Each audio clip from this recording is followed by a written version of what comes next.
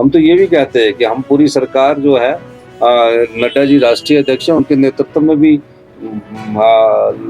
प्रदेश के लोगों के संपदा के लिए, प्रदेश के लोगों के अधिकारों के लिए हम मिलने को तैयार है। हमारी कोई ईगो इस मामले में नहीं है। हम चाहते हैं कि हमारे जो आपदा प्रभावित परिवार है, आपदा प्रभावित परिवार जो जिनकी ज़मीनें बह गई है, जिनके बगीचे बह गए हैं, कम से कम 5 बीघा जगह हमें फॉरेस्ट राइट एक्ट के तहत, वन अधिनियम एक्ट के तहत अगर केंद्र की सरकार हमें अनुमति देती है तो उस जगह में हम उनको स्थापित कर सकते हैं। मैं तकरीबन 4-5 मिनिस्टर से मिला हूँ और मैं गृह मंत्री जी से मिला हूँ। गृह मंत्री जी को कहा है मैंने कि आप अपनी आंखों से आके देखिए, प्रैक्टिकल देखने में ज़्यादा अच्छा लगता है। तो मुझे गृह मंत्री जी ने भी आश्वासन दिया कि मैं आऊँगा और जहाँ डिजास्टर हुआ है और वहाँ मैं उस चीज़ को देखूँगा।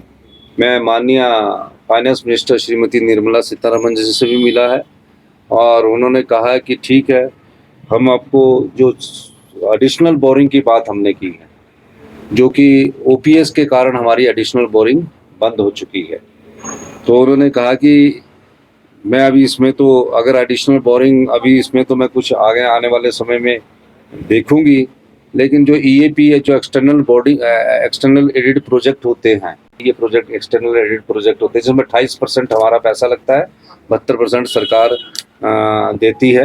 तो उसमें उन्होंने कहा कि आप प्रोजेक्ट बना के भेजिए, उन प्रोजेक्ट के आधार पर हमारे को कोई ऑब्जेक्शन नहीं होगा।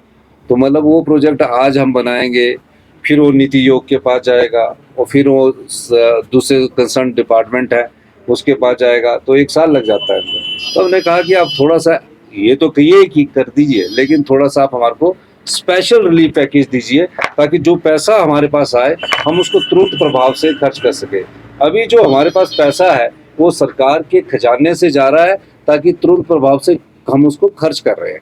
तो उन्होंने उस पर सहानुभूतिपूर्वक विचार करने की बात की।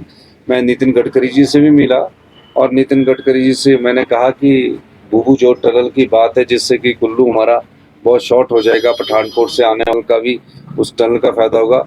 उसकी उन्होंने डीपीआर कंसल्टेंसी बनाने की बात की। तीसरी बात की मैंने कि जो 4 लेन बन रहे हैं हिमाचल प्रदेश में, इसमें आप लोग आती है स्टेट कटिंग करती है जिससे मकानों को खतरा हो जाता है, और जो मकान ढली में गिरा उसके क्लेम की भी मैंने बात की है और उन्होंने बोला हम सबको सहानुभूति भी पूर्वक विचार करेंगे। और दूसरा हमने कहा कि जो शिमला से साला घाट 4 लेन बनना है वो टनलिंग पर बने, और एक हमने कहा कि रामपुर से ये क्या कहते हैं शिमला ढली से जो ढली के आगे 4 लेन बनना है जो कि साइंस तक बनना है उसको आप रामपुर तक कीजिए। तो उस दृष्टिकोण से भी मैंने उनसे बात की। और नालागढ़ जो पिंजौर वाला रोड है वो पूरा करे, वो कॉन्ट्रैक्टर छोड़ के चला गया, और नालागढ़ से गड़ामोरा तक के भी एक टनल प्रपोज करके आगे बढ़ा जाए। बाकी मैं फाइनेंस कमीशन से भी मिला, 16 फाइनेंस कमीशन से, उनसे भी मेरी बातचीत हुई। हमने अपने फैक्ट्स को रखा क्योंकि फाइनेंस कमीशन की अगले साल रिपोर्ट आने वाली है। तो जो भी हिमाचल के अधिकारों की बात हमने करनी थी वो हमने की। मैं जगत प्रकाश नड्डा जी से भी मिला और जगत प्रकाश नड्डा जी से मेरी इस डिजास्टर पर चर्चा हुई, प्रदेश के विकास पर चर्चा हुई।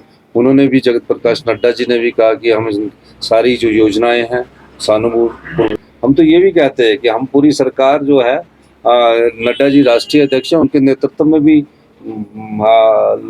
प्रदेश के लोगों के संपदा के लिए, प्रदेश के लोगों के अधिकारों के लिए हम मिलने को तैयार है। हमारी कोई ईगो इस मामले में नहीं है।